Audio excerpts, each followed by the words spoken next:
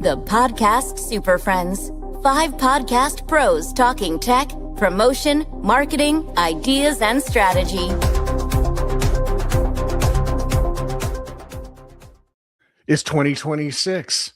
It's a brand new year. The Podcast Super Friends, we're still here.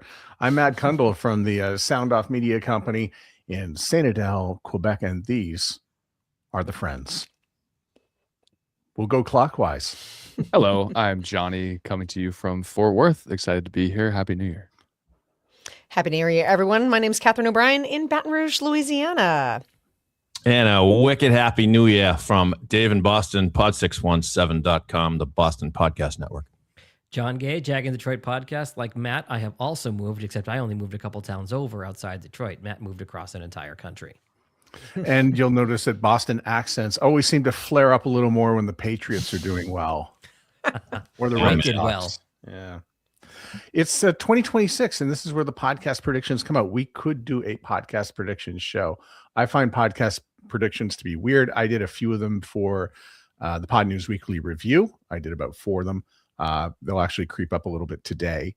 But they're tough to do. It used to be like 2016, 2017. I know, Catherine, we would, make a few predictions and we could sort of see it coming and Right. when other people would. But today things are accelerated so much that, saying AI is going to play a factor in podcasting is not exactly a Hot take. hot take. Exactly. So what I did was I went and grabbed a few from a few different places. There's sort of an amalgamation of a few, and some people we can probably directly credit. And by the way, if you are watching us live, feel free to comment, and we'll post your comments down below. So I'll just reach for one, and I guess we'll get started here. I'll start with this one here. The tug of war between walled gardens and open platforms is going to continue forever. Some of the big players are going to open their walled gardens so slightly, so creators who are seeking more autonomy. This actually came from Sharon Taylor from Omni, and I've always loved Sharon because she's so insightful. Tug of war going forever. I don't know that there's going to be a dispute of that, but the question here is, will some of those big players open the door for creators? Could you expand on that a little more? What I was exactly gonna does say- that mean? Yeah. So Spotify going to play ball a little bit more? Is YouTube going to do more for the podcast community? Is Apple going to be reaching out to podcasters a little bit more and offering us a little something? I'm gonna buy on that one. Oh, Catherine has her thumb down. So, well ladies, But first. we'll get to that. All right. So I'm gonna buy on this because, like all things in media, follow the money. And the reason I say that is, yes, you're going to have all these big, giant production studios and big, giant media companies with more, amalgamation of all these coming together and corporate mergers. But they're always going to be chasing the next big thing, the next big moneymaker, the next big podcast that came out of nowhere that might have been 3 friends sitting around a table, like My Dad Wrote a Porno, for example. These small ones that come out of nowhere and do gangbusters and are a revenue generator. You can only get so much blood from the stone, so to speak. So I think there's going to be opportunities for independent creators, but it just becomes on those independent creators more so. You better have something that's going to knock somebody's socks off. And when you say opportunities, do you mean like a Spotify deal?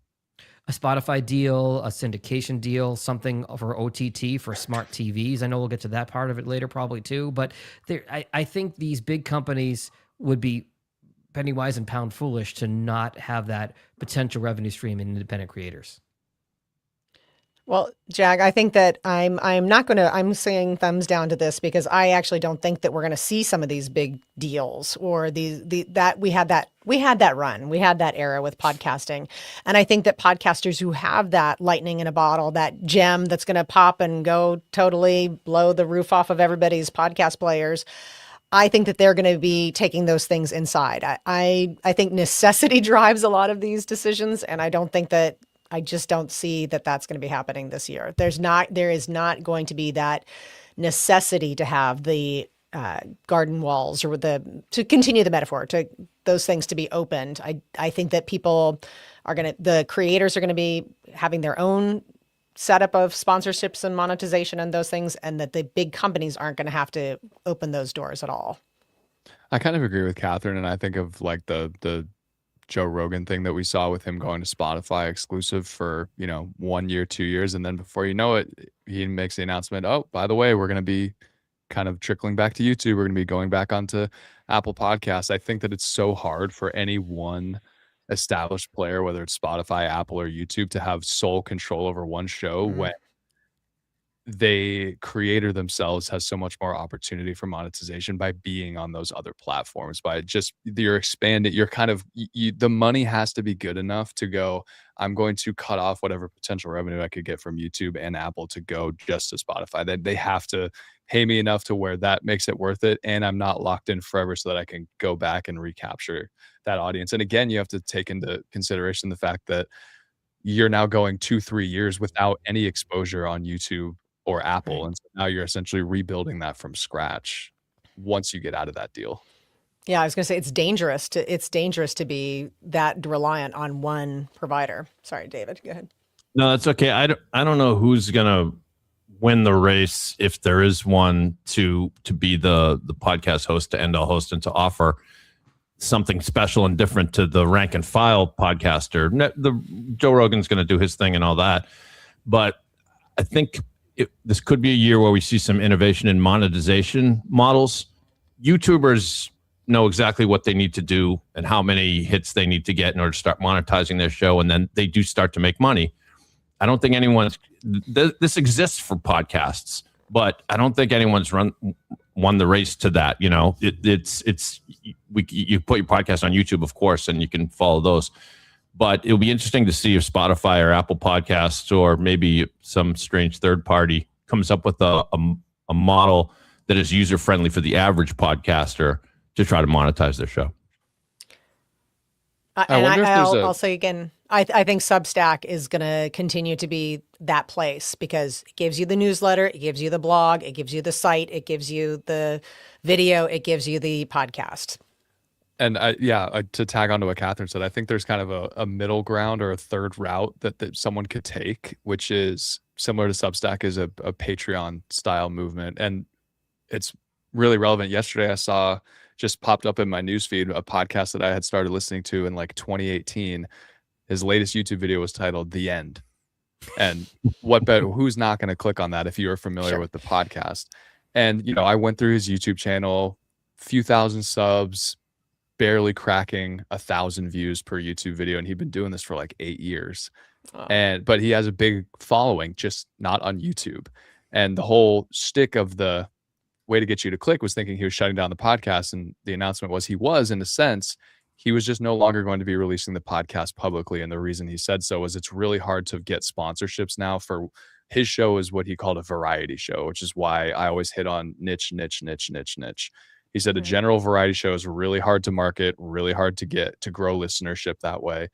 And so he said, we have, 500 paying subscribers on Patreon who are paying for the ad-free version. We are going to exclusively just post our episodes there. And we're not going to be doing any more public episodes because we're not getting sponsored. We're not going to be seeking sponsorships anymore. It's just not worth the time and the effort that we put into it. So we're going to blow this one off the board now, because you all just talked about it. This is from Norma Jean Belenke, who has a show called Podbiz. But she mentioned this one. In fact, she continues on the next sentence that I don't have room for on the screen. She says, we're seeing it with Apple Podcast subscriptions, integrations. We're seeing it with Substack. I don't think anyone. Yeah. I mean, exactly what you were saying. For those in the audio version, you want to clarify what you're talking about here, Matt? Say again. Oh, we're going to see a lot more creators push towards subscriptions. We've seen so many leaders in podcasting come on Podbiz to talk about this. And then she goes on to say, we're seeing it with Apple Podcasts and we're seeing it with Substack. Yeah. I mean, it's exactly what we said earlier, Matt. And it's exactly what I've talked about this for years on this show, which is there's only so many things that a consumer can take in a day. And we have so many things that we pay for: Netflix, Hulu, Disney, all of these things that we pay for. I'm much more willing to pay to my favorite podcast $3-4 a month for ad-free content and be part of a community. If you can really just pull people in, like Matt, you talk about this all the time with collecting emails and getting direct access to who your audience is and interacting with them one-on-one outside of social media. This is the best way to do it. And you don't have to go hunting for sponsorships. You're getting a few dollars per subscriber, and you get to do the thing that you love, which is your podcast. I'm dragging my feet on the subscription thing. I have been for a while. I've been very anti-podcast subscription, and I think to Johnny's point, when you're already paying for Netflix and Hulu and Disney and everything else, to me, it's a much higher barrier to good content. If you are going to ask somebody for even $2.50 a month, your content had better be damn good. I mean, some people talk about podcasting get a little too democratized because anybody can have a podcast. Right. If we're looking at subscriptions, you have a much higher bar to get somebody to pay you to listen to your content than if you're just putting the content out and trying and promoting it on social and short video clips and getting people to listen to it. I think it's a very high bar to get somebody to pay money, even a couple bucks, to subscribe to your show. And that's a real testament. You have to have an audience. You have to have a base that you can sell this to. I would never suggest, and some podcasts do not lend themselves to that model, period. That's never going to work for them. But for the person who's able to have that, they have the audience, they have the number of people who are raving fans who will be able to do I'm going to say $5. I've never heard it below $5 as the low point. I think that's, you have to have the audience and you have to have some sort of proof that is going to be the go. I know that previously on the podcast Super Friends, I did a case study of a show that I follow that basically they've been going at it for 5 years. They built up enough of the subscribers to where they weaned off of the free. They still have a free feed, but they also, the main content is to the paid subscribers. But that was over the course of 5 years and building that audience. And Jack, let me make another argument to try and pull you over to our side. Podcast subscriptions are I'm looking goated. over the cliff best. a little bit here, John. So from what I've seen on a lot of these Patreon podcasts is there's tiered subscriptions. So pretty much the base level is the $5 one. You're getting the episode without ads. And then there's the added value within more tiers. You pay more, you get more. You pay $15 a month, you get the ad, or you get the episode 3 days early. Everybody loves to be ahead of the curve. I want that dopamine hit of my favorite podcast faster and faster and faster. And then there's so many different things you can do with it, which is, think of like one of these garden variety shows. You get to suggest a topic that will make it into the episode, Q&A, be a guest, blah, blah, blah, blah, blah, all the way on and on and on down the line. And there are people that will love your contents. And again, this all is built around the idea that your podcast is actually good. And you can go on and on and on with you can get really creative with it. And I think I would like to see people pivot more to that kind of thinking and just get creative to what they can do for the audience rather than trying to chase down sponsorships, because there's just too many podcasts and not enough money to go around from the corporate dollars to hit everybody. All right. Shall we move on? Sure. This is from Hannah Southern. We're going to see creators actively reworking underperforming YouTube channels. We're going to see them changing formats, making shows feel native to the platform, and in the process, reaching a totally new audience. Podcasters are going to up their game on YouTube. What say you? Catherine's got a thumb up. Yes. Yeah, absolutely. I think that's totally true. I think that podcasters have seen, we got sold the message that YouTube wasn't important. That wasn't podcasting. And I think that is not true. I think that podcasters are going to have to be very serious about their video and especially particularly YouTube. And YouTube is about podcasting now. They have put out guides for podcasters. They are telling podcasters what they want to see from them. So yeah, I think that's absolutely true. I think to ignore that is folly. And I think that, yes, I understand. We all came into podcasting, especially us, particularly right here in this Super Friends. We came into podcasting when it was audio only. That was then. We might all lean into audio as being our favorite part of podcasting, but we are adjusting for reality. And AI plays a role here. It makes it a lot easier to do video intros, video outros, video like little segments. In the past, I tried to jazz up my video podcast as much as I could by creating some animation at the beginning, but I'm not an animator. So I would go on Canva and or Descript and do the best that I can. Now I take a photo of the hosts, and let's say they're doing a little segment on their favorite songs or something. I tell, AI or Grok or whatever you use to create a short video where these two are transformed into musicians, and then have a big headline that comes up and says, Dan and Frank's top 5 songs or whatever. And it takes me a minute, and it looks good. We might be tiring a little bit of AI content, but for those little blips, you put something in, and for an opening of a show, it's a professional looking opening to a show where you used to have to either pay or spend a lot of hours creating that. Hey, David, you mentioned top 5, but isn't it more classic to have like a top 10 of music? Oh, yeah. Well, I do have a music show. Past 10s, a top 10 time machine. TimeMachinePod.com. Thank you, Catherine. I thought we saved that till like the end. We did it within the first 20 minutes. Hey, I'm keeping everybody on their toes, Johnny. I'm being unpredictable. I've got hooks planted throughout this entire podcast stream here. She doesn't want to be a podcast that turns boring and predictable. Yeah. Well, people might be wondering, they hear that prediction, they go, okay, well, people say I'm going to re-jazz up my channel. I'm going to change things for a more native format. That sounds like really just kind of high level, really just sort of, I don't know exactly what that means. What are some tactical things that I can do? Here's a few things that you can actually do starting today with your channel. Fix all your thumbnails. Get a coherent theme going with your thumbnails. Go back to your first episode that you released on YouTube. That thumbnail probably stinks. You can change that. If you look within YouTube, they have A/B titling options. Play with the different ways that you structure your titles so that they're better optimized for discoverability, for search, however you want to describe it. When we release the podcast on the clients that I work with, the way that we title for Apple and Spotify is very different than the way that we title for YouTube. For YouTube, what you're shown on YouTube when you're actually on the platform is the first 60 characters. So you don't want those first 60 characters to be episode 12, Johnny Peterson, founder of XYZ. And then you want this to be professional podcast producer tells all. That's your the name first was Johnny thing. Podcasts. It's the government paperwork is very slow. But it's I one of the things that I need to redact on that I've said before is when we were encouraging people to get onto YouTube and kind of make this pivot into video podcasting was you don't need to have the best camera, you don't need to have yada yada yada yada all the lighting.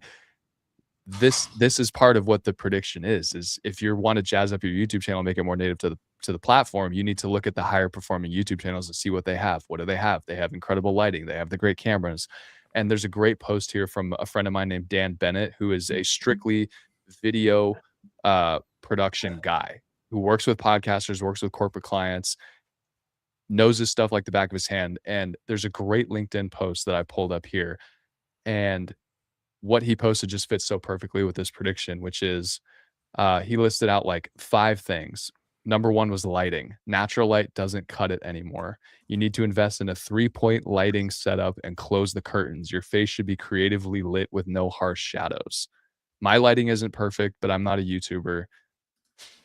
Take that advice though. The lighting is critical. The next and most important thing is the resolution, 1080p minimum. No more 720, no more 480, no 360, 1080 minimum, 4K is preferred. And the reason he says all this, and Jag brought this up offline beforehand, was what inspired him to write this post was he was watching a creator's video on his phone, and then he decided to see how it looked on his TV. And then he realized that YouTube isn't just watched on phones anymore. It's the #1 streaming app on TV screens. So when you're creating your podcast for YouTube, you have to understand that the majority of people are going to be watching this on their television. That may not be the way that you personally consume it. That's the way a lot of people are watching right now. So just remember the numbers, 1080p, 4K. You're going to have to invest in a better camera, unfortunately. The webcam isn't going to cut it anymore. Jag, I know you've been doing some tweaking, got a new camera, and you moved, and you've been playing around with the studio. And what have you found with your new camera? What's going on over there? And it's still very much a work in progress. And I actually, to that TV point I was telling you guys offline before we started, I have a 4K camera, and I shot kind of just a dummy quick 5-minute podcast yesterday, and I only put it up on YouTube. I didn't share it everywhere because I wanted to see how it would look on my brand new TV that I got for the move, because I'm a typical guy. And my wife said, I want this and this and this for the house. What do you want? And I said, a big TV to watch football on. That's all I care about is a big TV. So we got a big TV to watch football on. And I said, let me see how this looks. And I said, okay, well, the first thing my wife said is, you got to reposition that microphone. The perspective's wrong. The microphone looks like 8 feet big in front of your face. Okay, well, you can see that in 4K. You can see if I haven't shaved in the morning in 4K. You can see every blemish on my face in 4K. If I had hair, you'd see what was messed up with that. So that's a lot of pressure to put on a podcaster. But at the same time, people are consuming content like that. My wife and I are looking to book a cruise. What did we do? We went on YouTube last night on our TV in the living room and looked at video reviews of a couple different cruise ships we were looking at. What did we click on? We clicked on the 4K ones that showed the pool in stunning detail and the restaurants and everything. So there is something to that. To Johnny's point, I think 1080 is okay for the most part, but we are past we are past the age of 720. 4K might be a bit. There was actually a thread I was commenting on in the Riverside Facebook group today, and that is, do I need to do 1080, 4K? 1080 is going to be fine for most talking head videos. If you've got a lot of visual elements, 4K is probably ideal, especially for those watching on those brand spanking new TVs. But 1080 is, I think, really table stakes at this point. I've got a couple clients who have 720 webcams, and I'm on them to get, even if they buy a Logitech Brio for $150 and upgrade to the 1080. I feel bad for you. Like you bought like a brand new TV to watch just one more football game, and then the Patriot season's over, right? Hey, it's fighting words right there. We'll see. Matt is hoping for the rubber match between Dave's and my Patriots and his Bills, for those of you paying attention. So. Go Bills, as we like to say around here. Nice. Yeah, for some reason I have a Patriots piggy bank. I forget where I got it. Anyway, Johnny, I like that you gave some little guideposts for people to takeaways from this episode of the Super Friends. One more, and it's a simple one, but I agree that YouTube thumbnails are important. And in the past, it was always like, oh, that's one more thing I got to create and make it look good and everything. It's going to take me like a half hour to an hour on Canva or something. Train ChatGPT to mess around with it until you get a good template. And if you train ChatGPT to be your template for your thumbnails, you just kind of have to punch in the information. I know I'm being vague, but you want an animated thing, you want you punch in a photo and have ChatGPT change it, but it can keep the font the same every time, and so you can be consistent. Yeah, and I don't want to assume that we have to assume that the people listening to this are like above a certain level of tech savviness. Right.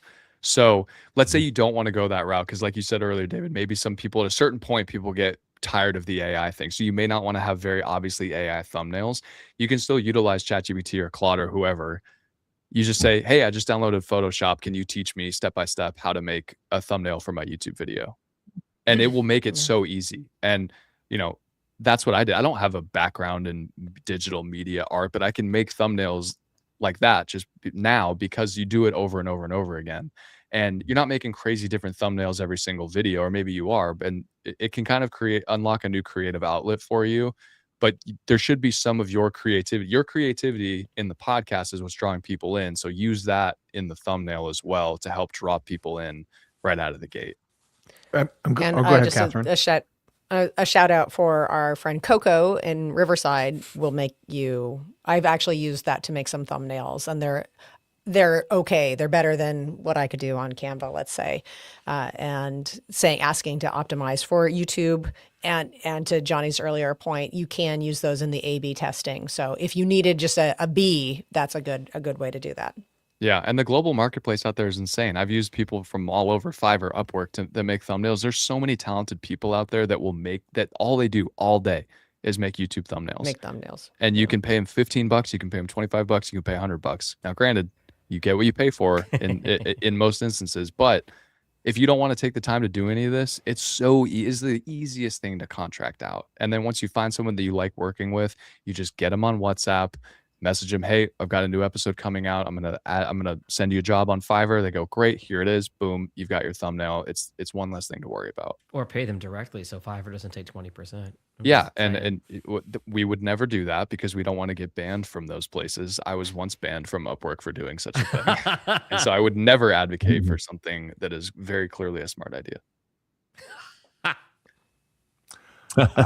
We're going to move on to a Steve Pratt special here. So Steve Pratt, formerly of Pacific Content, he says the panic around video and AI is going to die down and creativity is going to get dialed up. And I think I heard that in the last two sentences from David, Catherine, and Johnny. You all mentioned that, right?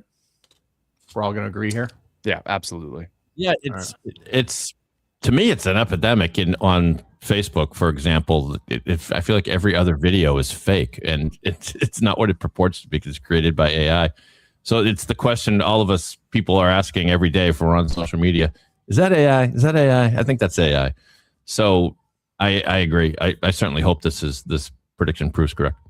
I'm going to disagree. I'm going to say that I think the panic is not going to die down because it's change. It's people. It's who moved my cheese, and it's the conspiracy theory that AI is going to take everybody's jobs. Well, it's going to take people's jobs who aren't paying attention.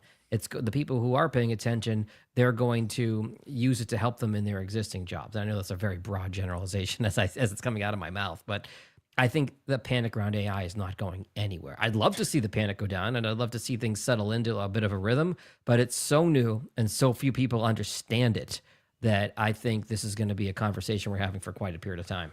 Well, Jordan Blair from Buzzsprout, there will be widespread AI-related fatigue on AI slop, even as AI continues to shape production workflows. That's what I was going to say, is to Jack's point, is general, like I agree with you, Jack, general panic about AI, especially when it comes to job loss, that's not going anywhere. But when it comes to podcasting specifically, when I think bodes so well for creators, especially literal talking head videos, is it's you can't AI that out. You can, but it's going to look like AI slop. Yeah. But I think I agree with the sentiment that people are going to crave real, authentic creativity, real, authentic conversations coming from human brains rather than what AI can write up, because what AI creates is just an amalgamation of what the general public thinks, like pluribus. It's just sort of it's the hive mind coming out and spitting out what it thinks you want to hear. And I think the slop in podcasting, the AI slop is already tired, but it's really hard for talking head content to go away. So we're going to dovetail into this one. This is mine, by the way. 2026 is going to be the year that we stop agonizing over video strategies and start focusing again on the craft of audio. From your lips. Do you want to expand on it? Do you want to expand on it, Matt? Oh, yeah, okay. I think we're going to start to pay attention to the audio we are putting out now. It sort of dovetails into another prediction that I have about where the money is going. And the money is going into the audio space, and the video stuff is going to be flat. And that's going to force people to really pay attention to their audio, how it sounds, and making sure that it sounds good. Great, actually. I'll repeat something I said on an earlier Super Friends episode, and that's that remember the lesson of MTV, where the music industry became so obsessed with creating great music videos that some would say the music suffered. Well, how long did music on MTV last? a few years before the Real World and all the other things they started, and then things shifted back. So I think you're right, Matt. I mean, it's if you're paying attention to how your podcast looks at the expense of spending time on things like finding great guests, developing great new segments, well, then who cares how good it looks? You could, I suppose, you could just have all fashion models on your show, and then it would look great, right? And what if it's agonizing to listen to your new segment? Yeah. My ears are bleeding because you're screaming into your laptop mic. Exactly. Case closed. Okay, I have one here. Oh, this is going to be one that we're going to like to talk about. Podcast host pricing goes up. So for a long time now, we've been paying podcast hosting prices. They've largely stayed the same. Todd Cochran last year, probably at the beginning of 2025, he announced that Blueberry would be raising prices. We lost Todd Cochran, by the way, in 2025, which was a tremendous low point. I think very, very sad moment for the podcasting industry. But to that, he started a trend in which he said that, maybe podcast hosts should be considering raising their prices. And this is a good moment to talk about all the other things that are going up in price. But the quality is going up with it, right? You would think so. Before we turn into our parents and complain about how things aren't what they used to be, I will say, with more folks offering podcast hosting, Catherine mentioned Substack earlier in the conversation. Riverside is now offering podcast hosting. Spotify's offering it for free. Again, to Johnny's point, you get what you pay for. But I'm optimistic that podcast hosting specifically will stay reasonable because of marketplace competition. As far as everything else going up in price, I mean, that is what it is. Someone's got Libsyn here. Didn't it go up by $5? Did it? I have a couple people on Libsyn. Yeah, they all went up. I have them pay for it though. I don't pay for it. Got it. I have a couple of ghost shows from yesteryear that we're still on Libsyn, and this is gonna be the prompting for me to get them off onto something free because I would like them to exist. I might not be working on them anymore, but they can exist, Libsyn, but not. Libsyn Libsyn more than doubled their price. You used to be able to host a podcast there for $5 a month. Minimum now is 12. Mm-hmm. Okay. That's Libsyn. If you're listening, come on. That's absurd. I hope you put out a press release or notified all of your customers because that is bull. It's bottom tier hosting at best. Okay, so I'm going to think back to something that Todd said a long time ago, or Rob Greenlee may have mentioned that when 2015, 2016, everybody would complain about the price, and then all these other tools came in, such as Descript, and now that all that's in the like 50s and hundreds of dollars, and going up. Yet podcast hosting just sort of sits there, and the price is fine, and now nobody complains about the price anymore. It's $12 a month. And what are we paying for Descript? What are we paying for all this other stuff? Right. Loving counterpoint that some of the podcast hosts took away things that made it easier for podcasts. So for example, using Libsyn as an example, they had legacy sites so that you could have, and I realize it was just bare bones, but you could have a website for your show without doing anything extra, without paying anybody extra or doing anything. You could have a meaningful extension for your podcast. So it could be mypodcastname.libsyn.com or whatever, or they made it easy to connect a URL that you owned. All of that went away pre-raising their prices. The site became almost unuseful. So that all of those little small things went away, and nothing has taken its place, and now the price is up. So that's my view of the arc of, in particular, Libsyn, not to bash on them, but it does seem like, yes, I realize prices are going up, in the US our dollar's worth less. I realize all of those things, but I would like things to improve if prices are going up. I would like to feel like I'm getting a comparable service with those things that I'm paying for. Can I be cynical a little bit? Please. Yes, Cynical Matt is my Why favorite is Matt. Riverside getting involved in podcast hosting? And I think they're doing it so that it makes it really hard for a podcaster to leave. Yep. Everybody wants to be all things to all people. Mm-hmm. Be the everything. And so people go in, and now Sure. they're using Riverside, and it's okay. I did have Kendall on the Sound Out podcast last week, but there's no third-party enclosure tags. Yes, they have 301 redirects, and if not, we know they're going to get them, but there's no IAB certified metrics as of yet. They've come in, they're doing the bare basics of hosting, and anybody who's new goes, oh, distribute to Spotify, distribute to Apple. Good. And you're kind of going to be stuck there, because if they wanted to leave Riverside and let's say go to Descript, now you need to go find a new host, and then you got to go and do a whole bunch of other stuff as well. I think they're just hosting to trap you there. I'd rather Riverside just innovate on the creation side. Which That's they've what done a you lot of do, good stuff right? on, per our conversation with Kendall. What's that? They've done a lot of good stuff in that regard, per our conversation with Kendall. Yes, but I don't want you spending time on that work. I want you spending time on my recording. Right? I mean, I know, like I said, that's a very cynical take, but I think you just got into the hosting game just so that make it hard for people to leave. But I think that's probably correct. I mean, even my main question for Kendall was about what do you want podcasters to know about live streaming? Why are they offering live streaming?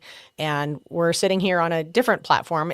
I'm sure that they're not dumb. These companies aren't dumb. They know where they want to compete. They know the services where the podcasters are going to want to go. So yeah, and they want you to stay. I mean, as things are getting improved, a lot of us on this screen, we pay for Descript and we pay for Riverside. So it's going to be like a little competition to see who gets better at the things that are more core to what we do for our clients and who we end up saying goodbye to. And Kendall did mention that, by the way, which leads to this prediction. Live and interactive podcast formats will edge further into creator tool sets and audience engagement. Okay, so let me ask this question to you people who have clients. Does anybody have a request to go live? One. Okay. And not for every episode, for very specific episodes, specific guests, specific types of content, specifically to access that host's LinkedIn audience, which Riverside offers and is great. So he was paying for StreamYard for the live streaming stuff, and then we looked into Riverside. We go, well, we're already paying for Riverside. They offer there, we can live stream right to LinkedIn from there. Let's just keep that and kill StreamYard. I also think that to our original point that we were talking about, doing live streams is if you have the audience and you have a responsive audience, that's a great way to bring in a revenue stream. That there's plenty of podcasters who will go live and take super chats. That's the way that it just becomes a different type of engagement, a different special type of show, and it's a different revenue source than some of the other ways that they're doing it. I think it does need to be a special occasion, to your point, both of your points, because doing it live every time loses the special appeal of it, and it also takes away from what we do every month. But it also takes away like one of the arrows in our quiver as podcast editors, which is I put my clients and their guests at ease at the beginning of the show by saying, don't worry if you mess up. Don't worry if you say and 100 times. I'll take it out. Don't worry if you have a false start or sentence. I'll just start it over and I'll cut it out. And it never happened. I think that's one of the appeals of podcasting. Yeah, it really depends on the type of content you're working on. If there's a lot of compliant, like a lot of stuff I have to work on is really compliant heavy. Numbers are being thrown around, deals are being talked about, things that cannot be said publicly that I don't know. I don't work in those spaces, and it has to be told to me, hey, this stuff we can't have in the released version. And people, exactly like you said, they become a lot more gun shy when they see that live button flashing, and they're speaking on behalf of this really big company that they're on for, and it really changes the dynamic and the quality of a conversation depending on the type of content you're doing. And live streams that have the potential for messes up, whatever, that is also real. That to our defeating the AI button, that people I think are going to like that, because that you're seeing more of the authentic person that you're engaging with in a podcast. Yeah, and I don't think you can really rely on your entire audience being available for that live stream either. I think part of what makes podcasting so appealing is that it's in my pocket. It comes out on Tuesday. I listen to it on Friday during my lunch break. That's when I listen to the podcast. And I don't want to have to be able to drop everything at 12:30 because I know that's when my show goes live. Did you guys know my show's on? I have to go watch my stories. Did you know that Riverside offers webinars? They've got an entire webinar set up. So if you have a client who wants to do a webinar, interesting, very interesting. And I'll say why, because I had a client who wanted to do a webinar and I was stuck to go buy Zoom because it was the only thing that really worked for what they wanted to do. Use promo code David Yaz for 20% off. But, good on Riverside for going and getting into this spot with webinars, because companies are now buying this product and then saying, oh, well, look what we can do. We can now do our webinars from here too. The question is it on which plan is it on, and how high a tier do you have to go to get to it? Well, Jag, you had your chance to talk about pricing 10 minutes ago. What's so unique? What differentiates a quote unquote, I clicked on the webinar button, I clicked on the live stream button, I clicked on the record a podcast button? Webinar, I have not played with any of this stuff, but Okay. I remember I tried to do a webinar with StreamYard, but a lot of it had to do with who could see the attendees. Okay. So we wanted to sign up for something, but we didn't want everybody to see who was in the audience. And we wanted to keep it's the audience member function rather than just guests and hosts. Yeah, I've done podcasts like that. They work great. They're really awesome. It's almost like a private live stream even, you know. That's a way that you can think of it in podcasting terms. It's a really nice function. Cool. This is a Dan Meisner special, and the people at Bumper. Traditional download metric will further decline in importance. That goes hand in hand with the rise of YouTube. It does. It really, really does. So how are we going to measure all this? I don't know if I agree with that, because I mean, you think about any business, like vibes go out the window when money's involved. Like at a certain Those are words point, to live by, Johnny. Put that on a sign behind you. at a certain point, if someone's cutting you a check for your podcast to be the title sponsor of your show, they're gonna want to know a number. Hey, how many effing people listen to this thing? You got a number? Is it a lot? What is a lot? And I think how much people care about it, of bragging to their friends, will probably go down. But when it comes to getting paid for your show, that's a real thing people care about. Actually, maybe that prediction probably should have been prefaced with, maybe it's only the people who want to use the download as a to factor in a currency to exchange ads and money.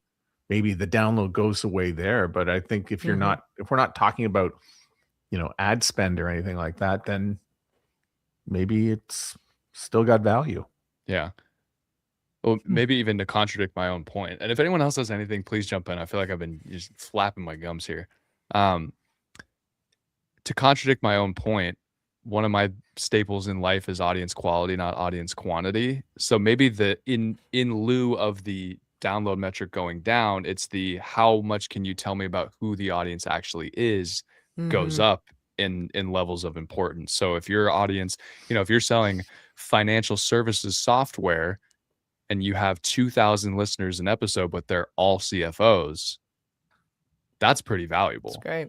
Versus 20,000, I don't know. They could be stay-at-home moms. They could be accountants. I have no idea. I mean, that's like I was looking at my Spotify Wrap for creators for a couple of my clients today from 2025. And it's like the data that Spotify collects, data is the new currency. You might see that, of your listeners, these are the other shows they listen to. These are the artists they streamed the most on Spotify. There's a lot of data when you dig into it. Yeah. Your show was streamed 6 months worth, like 6 months of time worth listened of your show. Is just, people love those numbers. The host loves seeing those things. I saw a lot of my clients were just posting them all over social.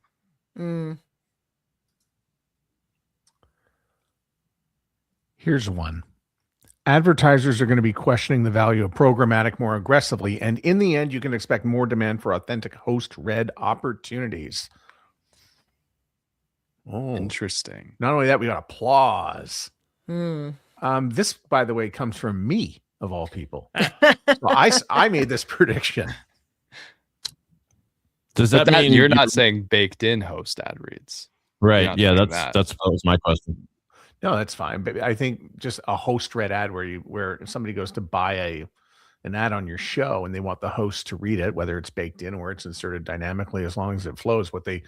I think they're really questioning Verizon ads appearing in the middle of the show and just ads popping in from really out of nowhere. There's just not a lot of faith in those ones, and the host read ad has just gained in value, it appears. Yeah, I mean, who's built the trust with the audience? There's only one person that's done that. And I think the Verizon ads, but they're going to throw money good after bad because they can. And the audience will look at it just the same way they look at everything else. Like I re-upped my parents' Disney subscription because my kid likes Disney movies, and there's ads in it now, and I don't really want to pay for the ad-free version, so I can handle 90 seconds of ads while I'm watching Toy Story with my kid. But the stuff that's really going to make you pay attention is the host-read stuff. Yeah. It stands out. It's the old radio model. I mean, Yeah. how many Mattress Firm and ZipRecruiter ads are you going to hear until you have something resonate with the person, to Johnny's point, that you've built that relationship with? And then I think that also falls upon the host too, of who are you going to align yourself with? Because there are a lot of podcasters out there who will just take any dollar and dime that comes into their bank account and read any ad. You know, I don't need to hear another ad for ZipRecruiter. I don't care if it's read by the host or not. I'm not hiring anybody right now. So What about a mattress? I've got one. So the host, I think you as the host have to really be cognizant about, like, is this something that's going to be valuable to the people who listen to the show, or is it a check in my pocket? And if it's a check in your pocket and you want to make money, great, but think about it a sec. Another one. This one's from James Cridland. He says the podcast industry events are going to continue to pull back or be scaled down with a shift to smaller, more focused events. This is a good thing to talk about because we all like to go to events, and I think we're making plans for 2026. So if you have any, be sure to mention them.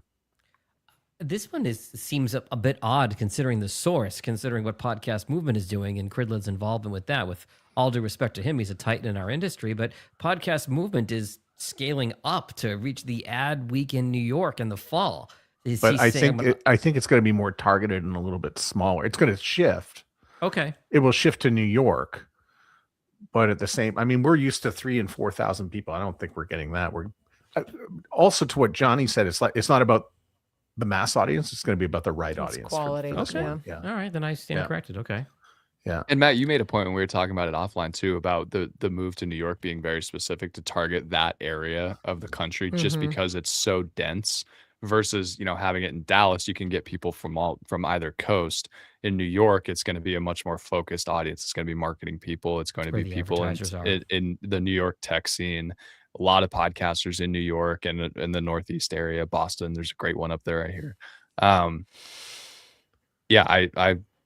I think that stands out. Dave and I are going to be there in our Red Sox jerseys. Yeah. By the way, I just want to mention that I think that even though the podcast movement group that does own 50% of Pod News editorially, it's quite separate. Sure. So so James is going to say it regardless of, he no, and I'm not qualifies saying he's every time, influenced so. by the role there. I'm just saying that I read that wrong, Matt, when you first put it on the screen, because I took it as Podcast Movement getting too big for small creators, but I think you're right, and that it's niching down in terms of who they're targeting. So I stand corrected. Yeah. But go ahead, Catherine. Good. I was going to say, this actually, I think this statement right here is actually spelling out an opportunity. I do not think we're going to see this in 2026. I think this is speaking to an opportunity for the future, that there are going to be able to be smaller regional events that are more addressed to immediate needs of creators, of podcasters. There is an opportunity baked into this statement here. I don't think we're going to see it fulfilled.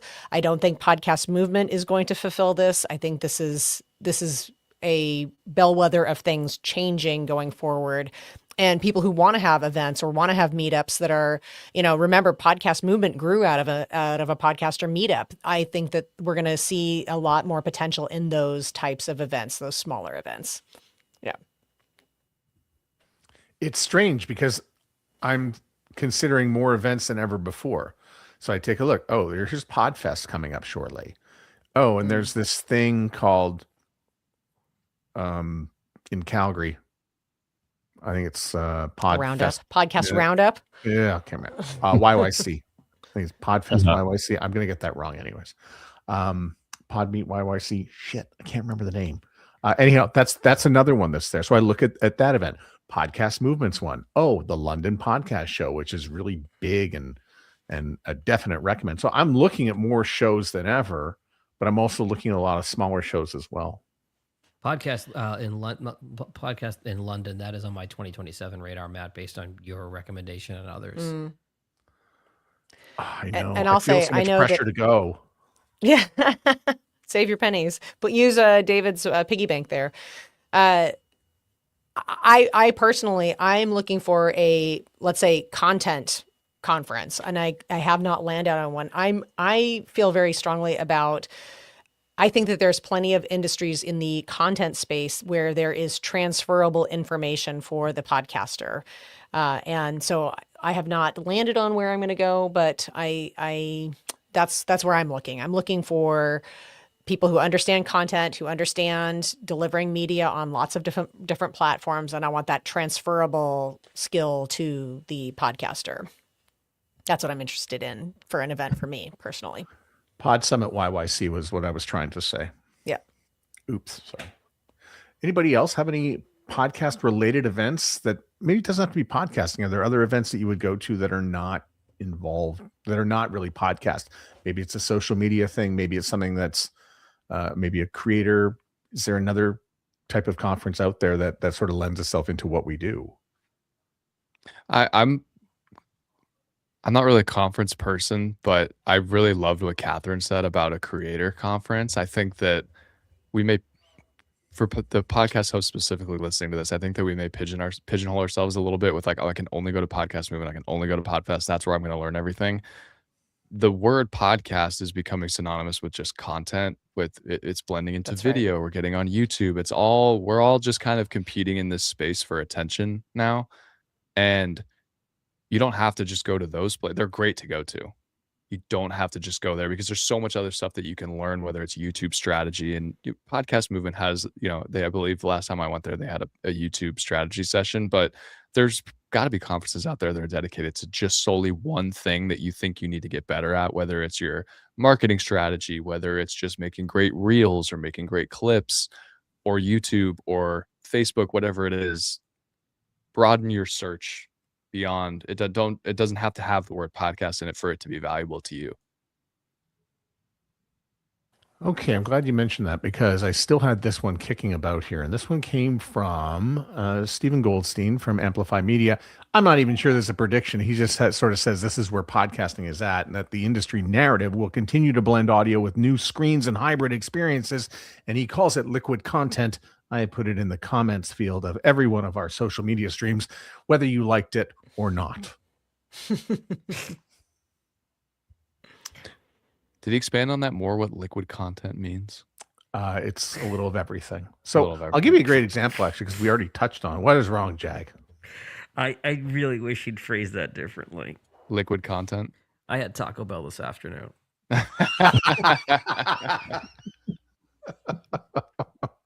Excellent. Sorry, Catherine. We talk I'm about 12. What do you expect? we talk about so much about about our show being here and there and everywhere. The funny thing is, like, YouTube is involved with everything. It takes away from TV, it takes away from podcasting. YouTube really sort of blends itself in there, and so that feels fairly liquid, right? Yeah, I think it's just a continuation of the thing that we talk about almost every episode, is just be everywhere. Every platform that you could be available has its strengths, so try to tailor your podcast to those strengths, or pieces of your podcast marketing to the strengths of that place. And yeah, you want to be in the pond of the internet. A simple example of what that concept, I started noticing it on when I would look at YouTube, that then suddenly there would be these community posts out of nowhere, and it was image screenshots of tweets now on the post section of different creators' YouTube channels. And I was like, oh, okay. So the message went out that you just take your tweets, you put them on your YouTube. Now they are a post on YouTube, and they go out that way. So yeah. So I'm not sure, to not completely to Jag's point, the coining of that term liquid content. I don't know how that's going to be received, but I get it, and I've seen it already in action. Based on Jag's lunch, clearly not well. Yes. Well,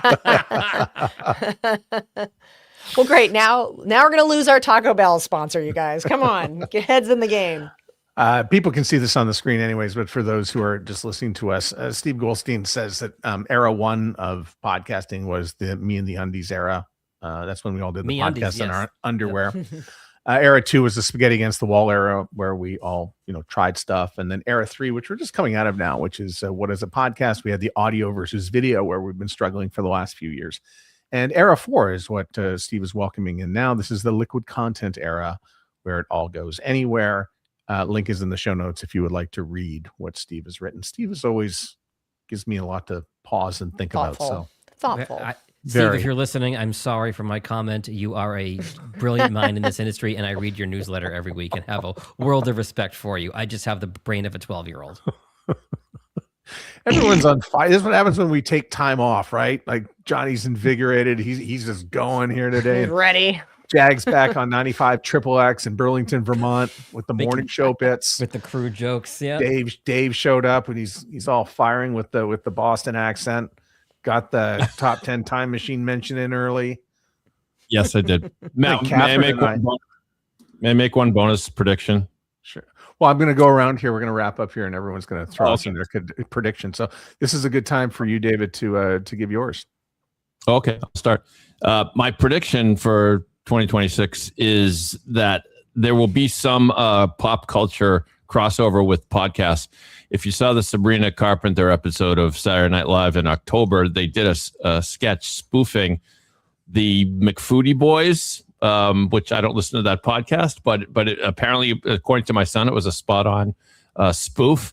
But there still hasn't been the great podcast TV show, and I just think it's coming, and it will do its part to elevate, or maybe even a podcast movie. I'm reminded the TV show The Office had an episode which featured a video iPod in comical fashion, but that helped the video iPod, and the video iPod helped The Office. And in like manner, I think there's going to be some kind of crossover thing. Dave, there had to be some Lifetime movie where a small town podcaster meets farmer's daughter. Yeah, this past Christmas. What's the? Yeah. I'm gonna have to look it up here. Well, I'd be curious with Jag and Matt really quick. Do you guys think that Frasier was a boon to the radio industry? No, I think WKRP in Cincinnati was. I'd agree with that, even though it was before my time. I don't know anybody who got into radio because of Frasier Crane. I do know a lot who got in because of Johnny Fever. I love That's Frasier. Fair. That is fair. I think part of me getting into podcasting was that I loved Frasier as a kid. It's a great show. Wow. There you go. I went to law school because of LA Law. Oh, wow. I'm sorry. So, recommendation: Vengeance 2022. BJ Novak had a podcast centric movie. I recommend it. But I did have to look up the title again. Does anybody else have any predictions? No? Good. No. Well, welcome to 2026, everyone. Wait, I do have one prediction. Can I throw it out? And Matt, again, this is favoring you. I think there's going to be a rebellion, an absolute rebellion against AI voices in podcasting. Video clips, sure. Art, sure. That's fine. Writing our show notes, great. Creating our timestamps, sometimes. But the AI voices, that is not going to fly. There's going to be people who try it. It's going to flop. 2026, that's going down, baby. Here. We can kiss our 11 Labs sponsorship goodbye. We will say goodbye one at a time, and we will start in Detroit. John Gay, Jag Podcast Productions, now located in Berkeley, Michigan, but serving clients all over the world. Find me at jagpodcastproductions.com. David Diaz, Boston Podcast Network, pod617.com. Go Pats. Catherine O'Brien, Baton Rouge, Louisiana. Kicking off today, the Mardi Gras season. How's that? Oh. Yeah. Epiphanies today. Here I am without my beads. Enjoy that king cake, Carnival Catherine. season starting today. Yeah. And Enjoy it's the been my king cake. pleasure. Yeah. Come see me on Twitter. Hello, Catherine O. Thank you, everybody, for listening. Please subscribe and follow the show wherever you listen to your podcasts. We appreciate it. All right. I'm Matt Kundle from the Sound Off Media Company, now located in St. Adele, Quebec. Thanks for watching the podcast Super Friends. For more Super Friend wisdom, check out the show at soundoff.network. produced and distributed by the Sound Off Media Company.